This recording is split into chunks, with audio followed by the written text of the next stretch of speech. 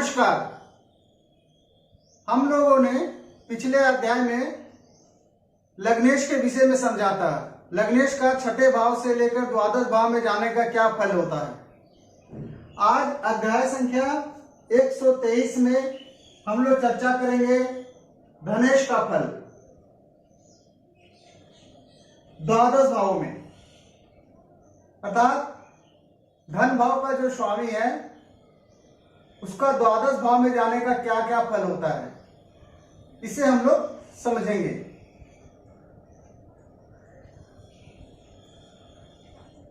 धनेश यदि सबसे पहले लग्न में स्थित हो तो इसका क्या फल कहेंगे।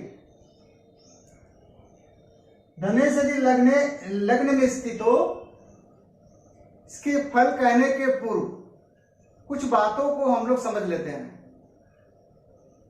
ताकि जब फल कथन कहेंगे तो हमें आसानी होगी।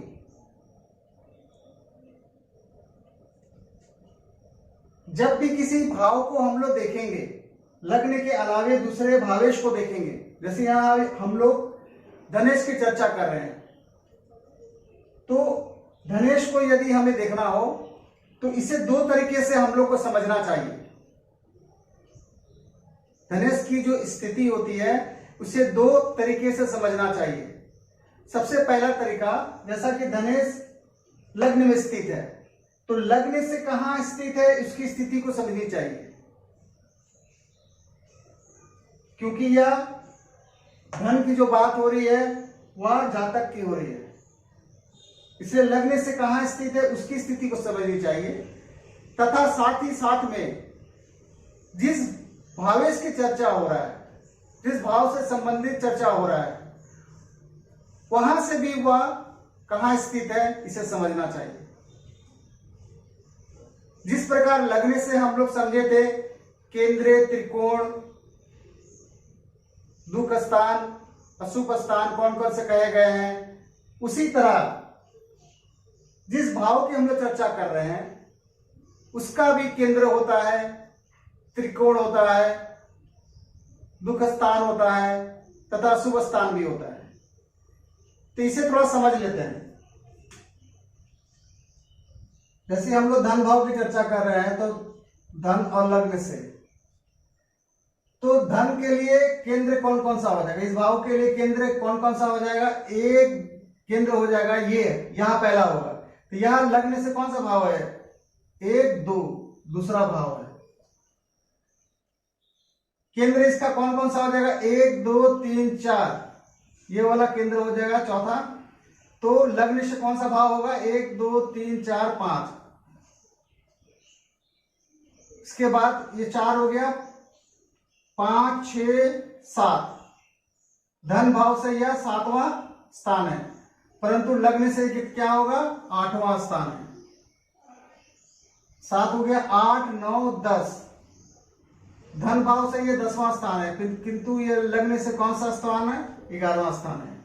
अर्थात धन भाव का जो केंद्र होगा वह लग्न से दूसरा भाव होगा, लग्न से 5वां भाव होगा, लग्न से 8वां भाव होगा तथा लग्न से 11वां भाव होगा। इसी प्रकार इस भाव से त्रिकोण भी होगा, इसका त्रिकोण कौन हो जाएगा, लग्न से दूसरा भाव हो गया, 1 2 3 4 5, ये भाव हो जाएगा त्रिकोण का, अर्थात लग्न से कौन सा हो गया, छठा भाव हो गया। 5 6 7 8 9, ये भाव हो गया, तो ये लग्न से कौन सा हो गया, 10वां भाव हो गया। अर्थात लग्न से दूसरा भाव, छठा भाव और 10वां भाव धन भाव का क्या होता है, त्रिकोण होता है। उसी तरह अशुभ स्थान होगा त्रिसठाय,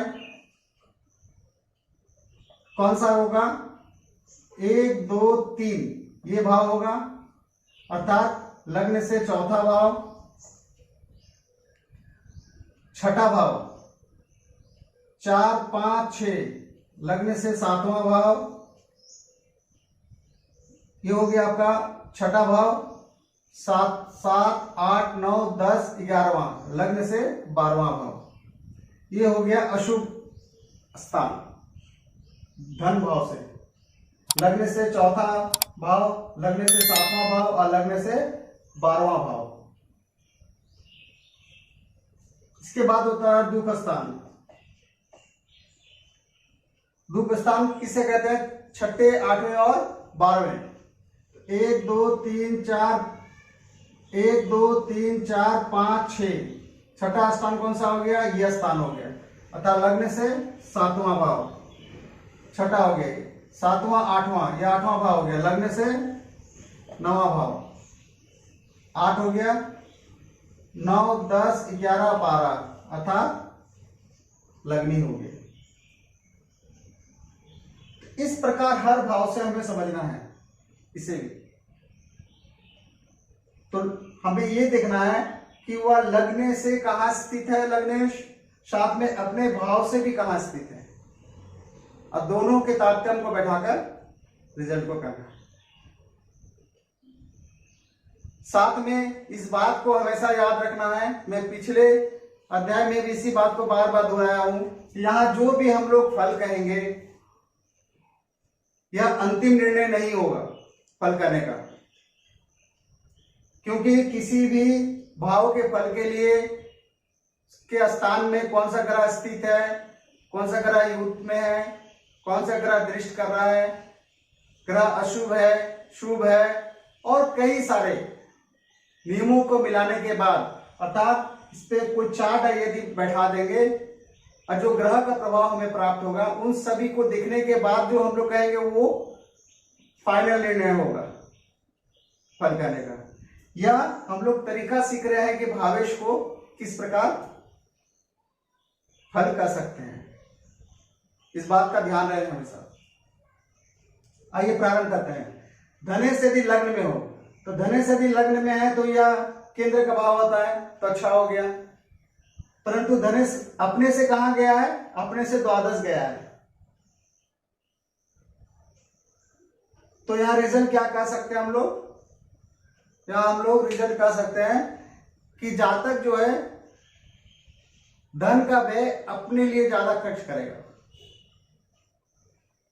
अर्थात आप अपने आसपास में देखते ही होंगे कैसा बहुत सारे जातक हैं जो अपने लिए ही ज्यादा खर्च करते हैं, अपने शौक के लिए ज्यादा खर्च करते हैं, अपने ऊपर ज्यादा खर्च करते हैं।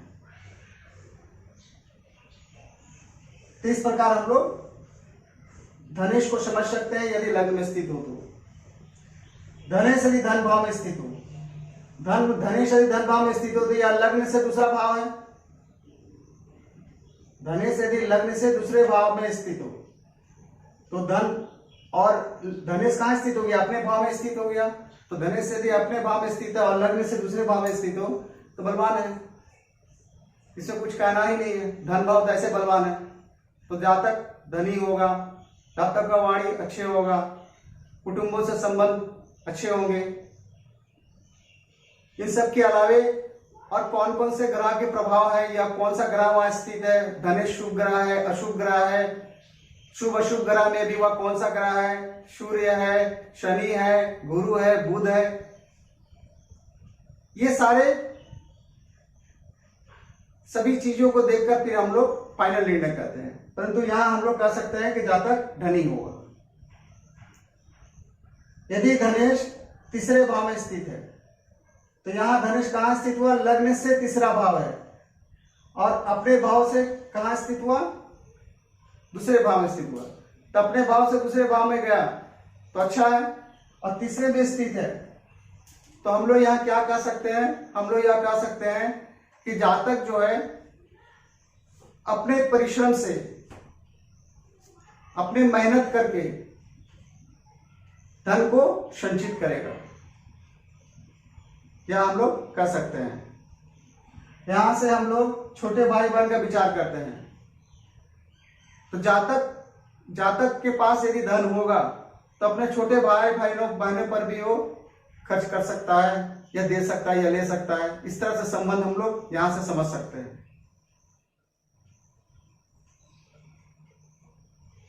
यदि धनेश चौथे भाव में स्थित हो, यदि धनेश चौथे भाव में स्थित हो तो यह केंद्र का स्थान है। तो धनेश की स्थिति अच्छी हो गई। परंतु धनेश अपने से कौन सा स्थान में गया? 1 2 3 तीसरे भाव में गया है। धनेश अपने से कहां गया है? तीसरे भाव में गया है। तो यहां हम लोग क्या करते हैं, यहां से क्या चर्चा करते हैं? हम लोग सुख की बात करते हैं, अर्थात जातक को धन का सुख प्राप्त होगा, यहां हम लोग कह सकते हैं। तथा यहां भी हम लोग कह सकते हैं कि जातक जो है वो अपने धन का निवेश करेगा अचल संपत्ति पे। जातक अपने धन का निवेश करेगा, ऐसे भी हम लोग यहां से समझ सकते हैं। यदि धनेश पंचम भाव में स्थित हो, तो धनेश यदि पंचम भाव में स्थित हो तो यह अपने से त्रिकोण स्थान है। लग्न से, क्षमा चाहते हैं, लग्न से यह त्रिकोण स्थान है, लेकिन अपने भाव से धनेश 1 2 3 4 चौथा भाव में स्थित है। तो चौथा भाव से हम लोग सुख की बात करते हैं और ये पंचम भाव है। तो पंचम भाव में स्थित होने से हम लोग यहाँ क्या कर सकते हैं? हम लोग यह कह सकते हैं कि जातक जो है अपने विवेक से धन को संचित करेगा या धन को अर्जित करेगा। जातक जो है धन का जो निवेश करेगा बहुत सोच समझ के, विचार करके करेगा, ऐसा यहां हम लोग कह सकते हैं। यहां से हम लोग संतान की भी बात करते हैं, तो ऐसा भी कह सकते हैं हम लोग कि जातक को धन का सुख संतान से प्राप्त होगा।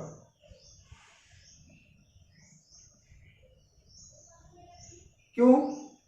ऐसा हम लोग अपने आसपास में देखते हैं कि ऐसे कई जातक होते हैं जिनका जीवन काफी संघर्ष में रहता है और बहुत अच्छे उनके रोजगार नहीं होते, परंतु उनके कोई संतान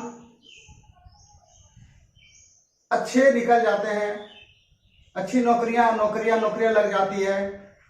तो क्या होता है कि उस जातक का रहन सहन बदल जाता है, अर्थात संतान के अच्छी नौकरी जब हो जाता है, धन कमाना चालू कर देता है, तो वो धन का सुख उस जातक को प्राप्त होना प्रारंभ हो जाता है। तो इस प्रकार भी हम लोग समझ सकते हैं। वो निर्भर करेगा कुंडलियों के ऊपर में कि कौन कौन सा ग्रह का प्रभाव है, या जरूरी नहीं है कि सभी का ऐसा हो जाए। कुंडली स्थित होने के बाद ग्रहों के प्रभाव को देखने के बाद ही यह समझा जा सकता है। तो ऐसा भी यहां से हम लोग कह सकते हैं कि जातक को उसके संतान से धन का सुख प्राप्त होगा।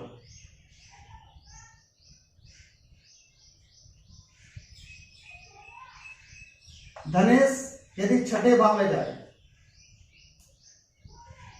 छठे, 8वें और 12वें भाव में जाना तो अच्छा कहते भी, तो धनेश यदि छठे भाव में चल जाए तथा ये अपने भाव से कहां है? 1 2 3 4 5 अपने भाव से 5वें भाव में है, अच्छा, अर्थात त्रिकोण स्थान में है। तो यहां हम लोग कह सकते हैं कि जातक को धन तो प्राप्त होगा, परंतु उसके लिए उसको संघर्ष करना पड़ेगा। ऐसा बहुत जातक होते हैं जो निवेश तो कर देते हैं, परंतु काफी चिंतित रहते हैं कि इससे मुझको लाभ होगा या नहीं होगा, या क्या होगा, ये चिंता करते रहते हैं। परंतु ऐसा नहीं होना चाहिए, क्योंकि किसी भी कार्य को करने के लिए संघर्ष तो करना पड़ता है और संघर्ष के बाद ही सफलता हासिल होता है। यदि आप निवेश किए हैं तो आपको उसी प्रकार उसका रिजल्ट का इंतजार करना पड़ेगा। यहां से हम लोग रोग की भी बात करते हैं। हो सकता है कि जातक अपने स्वास्थ्य के लिए धन का खर्च करे। यहां से हम लोग ऋण का भी बात करते हैं।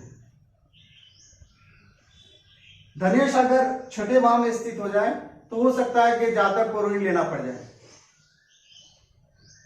यदि मान लेते हैं कि यहां पर शुभ ग्रह स्थित हो, तो यदि शुभ ग्रह स्थित हो तो ऐसा कहा जा सकता है कि जातक ऋण देगा परंतु उसका पैसा फंस जाएगा, उसका आसानी से उसको ऋण प्राप्त नहीं होगा।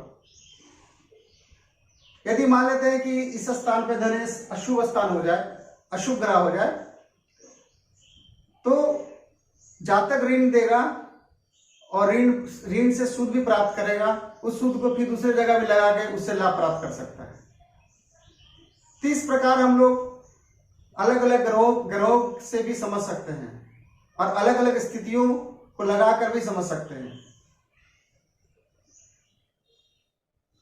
तो हम लोगों ने देखा कि धनेश का पहला भाव, दूसरा भाव, तीसरा भाव, चौथा भाव, पांचवा भाव और छठा भाव तक जाने में क्या क्या फल हो सकते हैं।